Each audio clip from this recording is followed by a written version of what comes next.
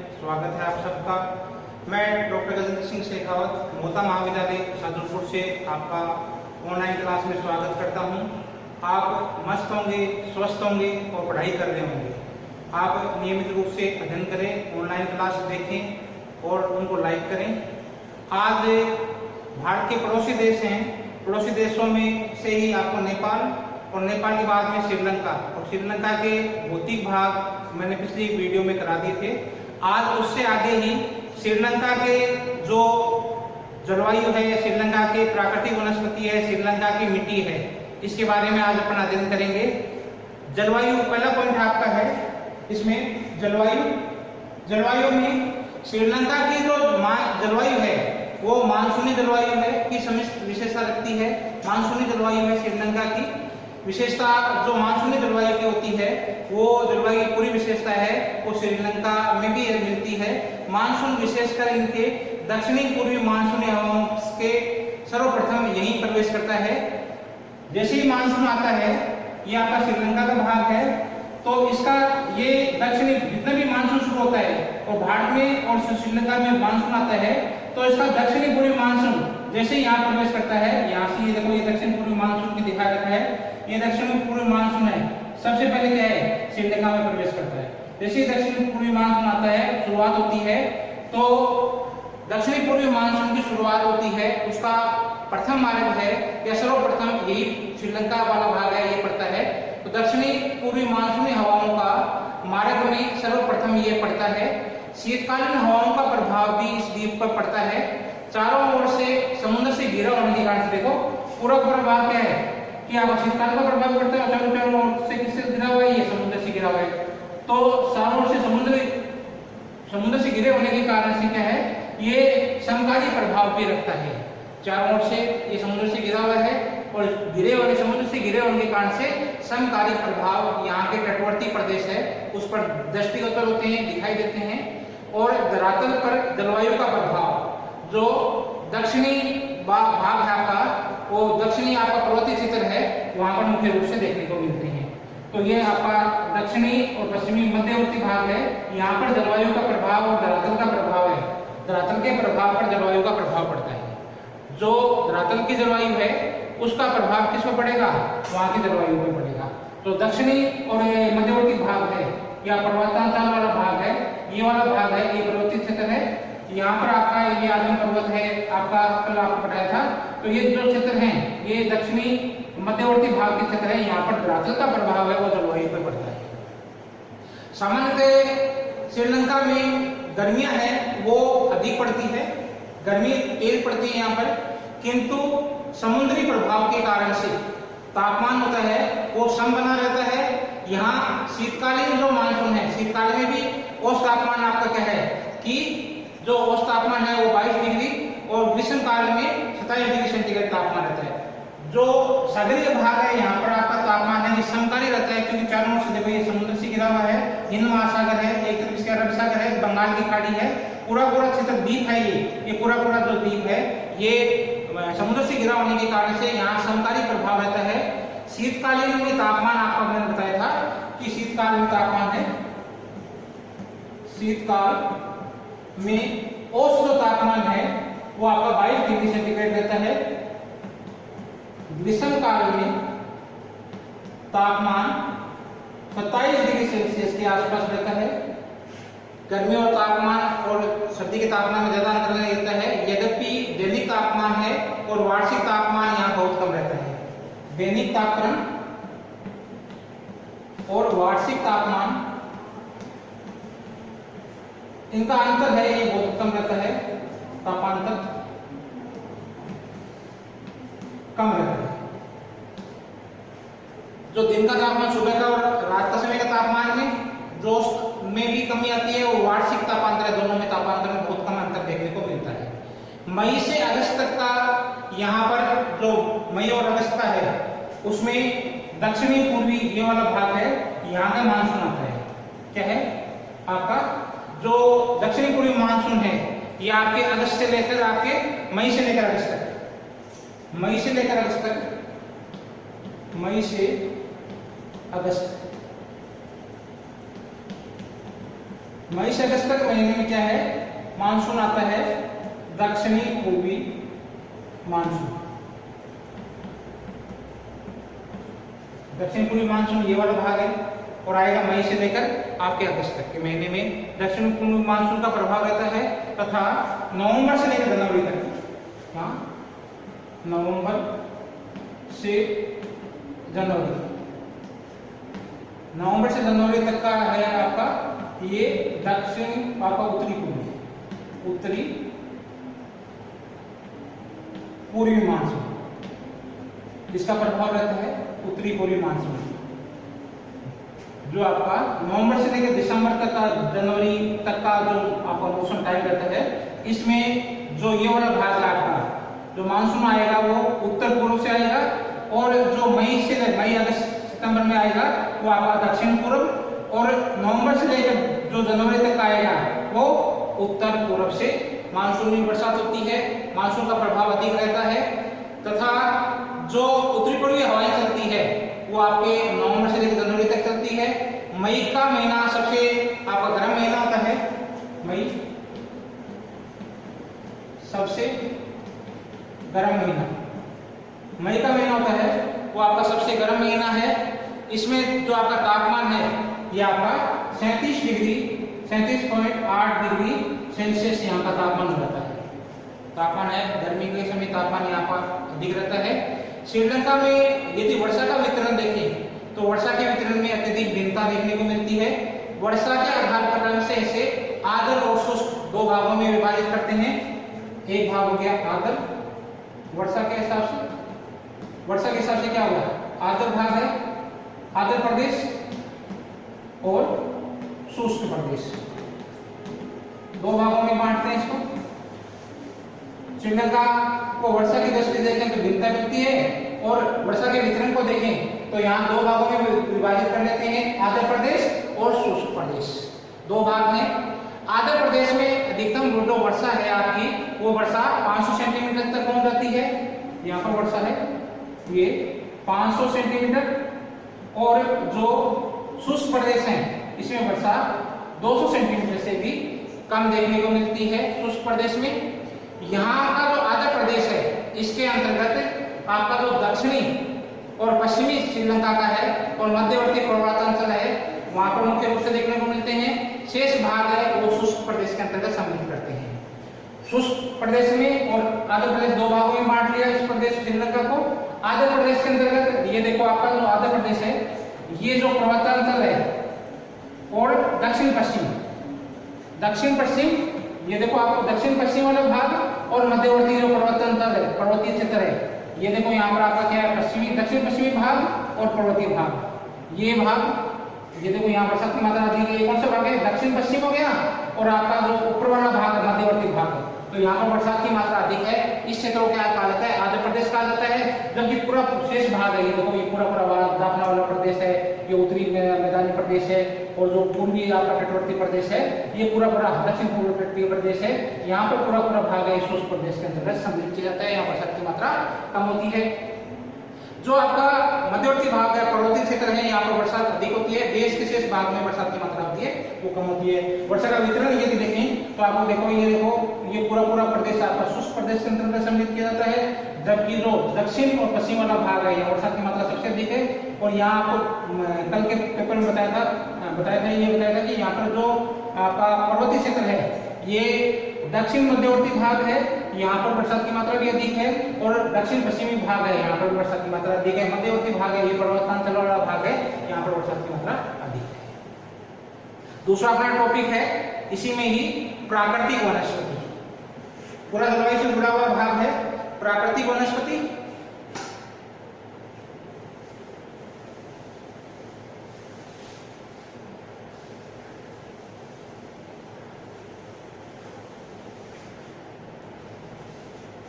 दूसरा टॉपिक आपको है प्राकृतिक वनस्पति।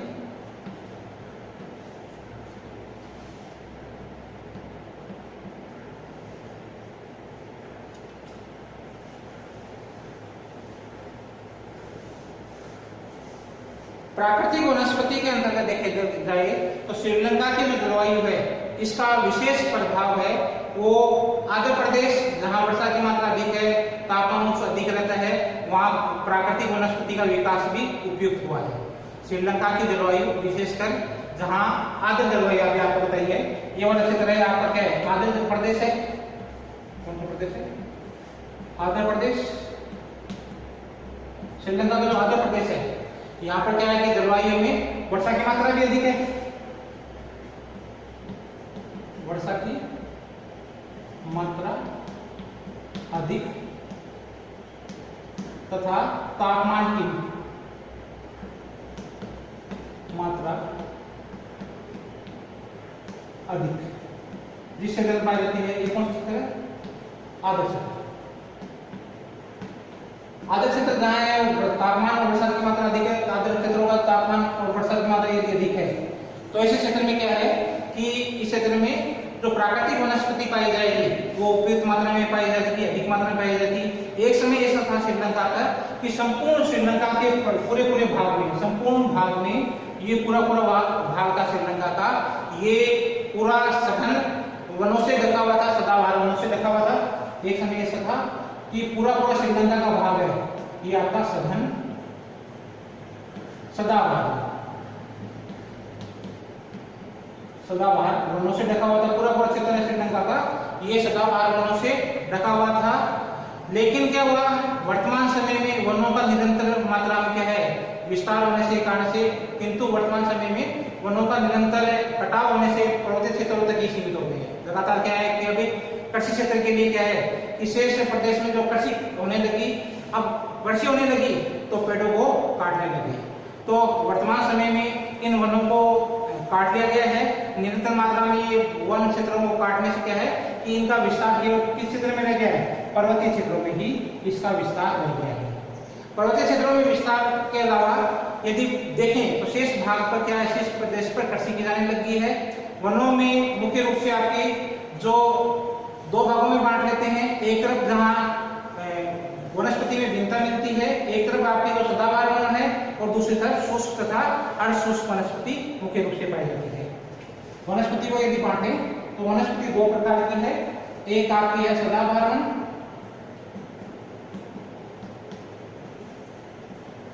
और दूसरी प्रकार की वनस्पति है ये शुष्क वनस्पति और अर्धशुष्क।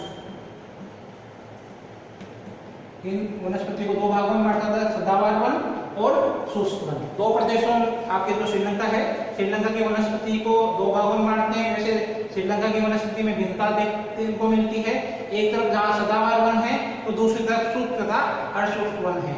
वनों में आपके रबड़ है, रबड़, सिंकोना, रबड़, सिंकोना, नारियल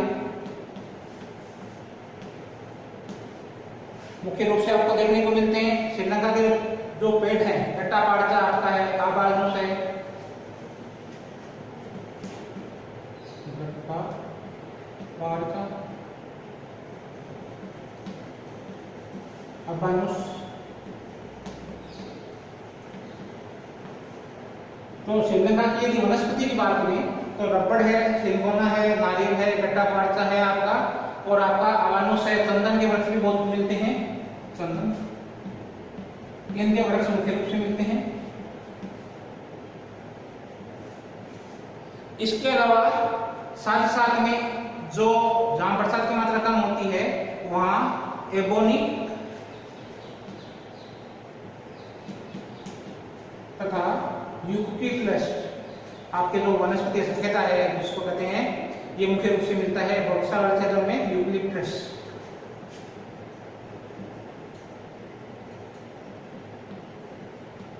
यूकेलिप्टस का पौधा है, ये भी जहां बरसात की मात्रा कम होती है वहां पर आपके यूकेलिप्टस का पौधा और एबोनी का पौधा मुख्य रूप से मिलता है। तटवर्ती प्रदेशों में नारियल बहुत में मिलता है। जो तटीय क्षेत्र है वहां नारियल का पौधा, नारियल का वृक्ष मुख्य रूप से तटवर्ती प्रदेश, तटीय क्षेत्र है, जहाँ तटीय क्षेत्र है, तटीय क्षेत्र में आपके नारियल का वृक्ष मुख्य रूप से देखने को मिलता है। और इसके अलावा यहाँ की जो सरकार है वो भी वन संरक्षण को के अनेक उपाय कर रही है। जो यहाँ की सरकार है, सरकार भी क्या है, वन संरक्षण, वन संरक्षण के लिए बहुत सारा काम कर रही है। यहाँ श्रीलंका की सरकार है जो कि वन संरक्षण के लिए बहुत सारी योजना बना रही है, सहयोग कर रही है और बहुत सारे उपाय भी कर रही है। इसके अलावा आपका जो तीसरा पॉइंट है वो श्रीलंका में मिट्टी।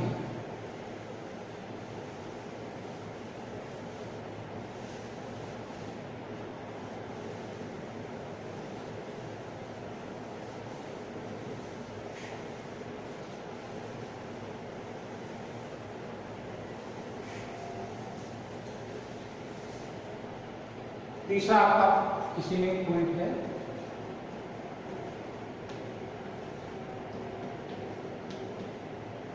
मिट्टियां, सॉइल्स। श्रीलंका में मिट्टियां, श्रीलंका में देखा जाए तो मिट्टियां मुख्य रूप से कई प्रकार की भिन्नता लिए हुए होते हैं। यहाँ श्रीलंका में मुख्य रूप से आपके जो मिट्टियां हैं उनको 4 भागों में बांट सकते हैं। एक आपकी पोडोलिक मिट्टी है, पोडोलिक मिट्टी है, कहीं आपके लेटेराइट मिट्टी है, कहीं आपके जो जलोढ़ मिट्टी है, कहीं आपके पीली मिट्टी।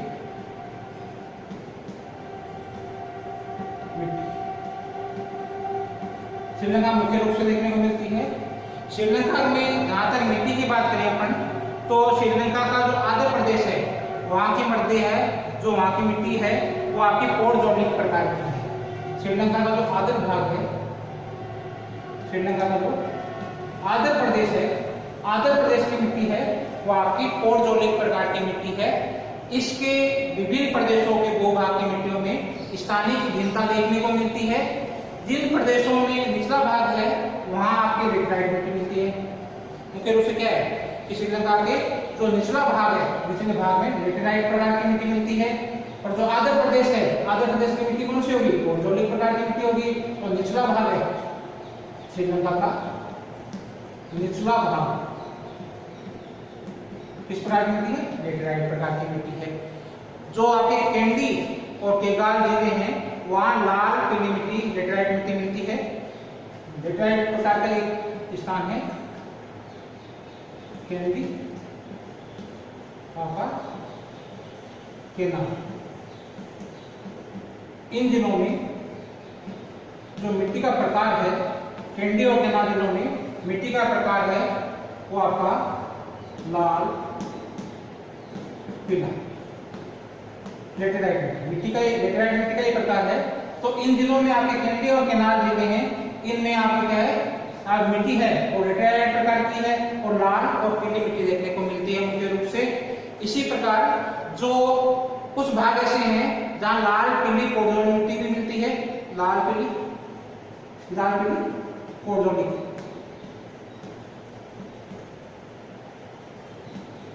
कुछ ऐसे जिले हैं, कुछ ऐसे स्थान भी हैं वहां लाल पीली मिट्टी भी मुख्य रूप से देखने में पोडोलिक प्रकार की प्रकार है। उसमें मुख्य रूप से कुछ भाग ऐसे हैं जहाँ लाल पीली पोडोलिक मिट्टी भी मुख्य रूप से देखने को मिलती है। जवाब मिलता है शुष्क प्रदेशों में जो अधिकांश भाग है आपका, जो दक्षिणी आपका उत्तरी और दक्षिणी भाग है वहां लाल भूरी मिट्टी मिलती है। जो शुष्क प्रदेश वाला भाग है, इस पूरे भाग में आपके पूरा भाग है यहाँ लाल भूरी मिट्टी, लाल भूरी मिट्टी। शुष्क प्रदेश जहां है, शुष्क प्रदेश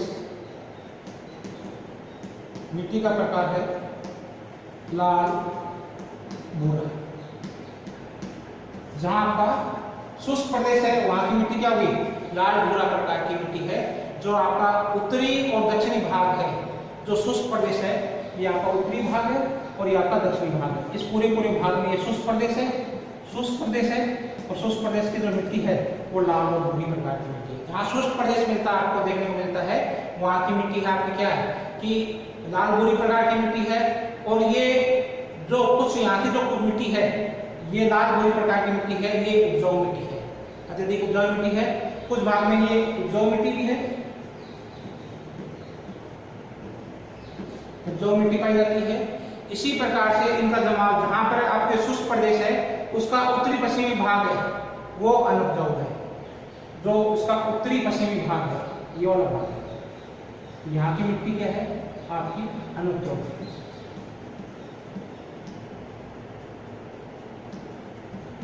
यहाँ की मिट्टी अनुपजाऊ है। कौन सा भाग है? उत्तरी पश्चिमी भाग है जो श्रीलंका का वो अनुपजाऊ है, जबकि जो उत्तरी दक्षिणी भाग है वहाँ लाल भूरी मिट्टी पाई जाती है। और लाल जो पोर्जोलिक मिट्टी है ये इसका विस्तार भी है, ये अत्यधिक उपजाऊ मिट्टी होती है। आपकी जो मिट्टी में है तो लाल जो भूरी मिट्टी है ये उपजाऊ मिट्टी है, जबकि जो आपके कुछ भाग आपका जो श्रीलंका का उत्तरी पश्चिमी भाग है वो अनुपजाऊ मिट्टी पाई जाती है।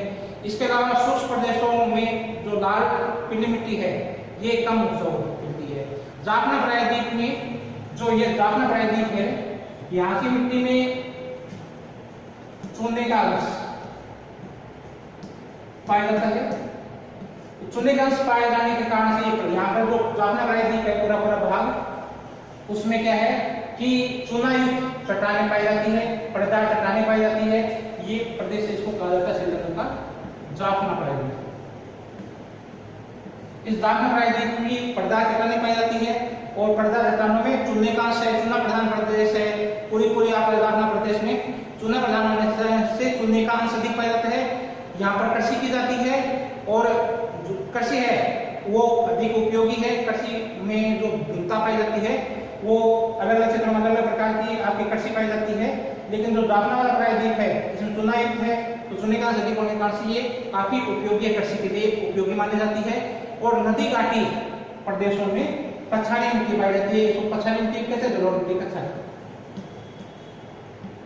कछारी मिट्टी भी है और जलोढ़ मिट्टी। ये नदी घाटी क्षेत्रों में, नदी घाटियों में कछारी मिट्टी मिलती है। और ये कछारी मिट्टी होती है, ये काफी महत्वपूर्ण होती है, उपजाऊ मिट्टी होती है। और ये नदी घाटियों में मिलती है और महागंगा में भी। जो नदी है नदी घाटियों में मुख्य नदी श्रीलंका की सबसे बड़ी नदी बताइए आपको महागंगा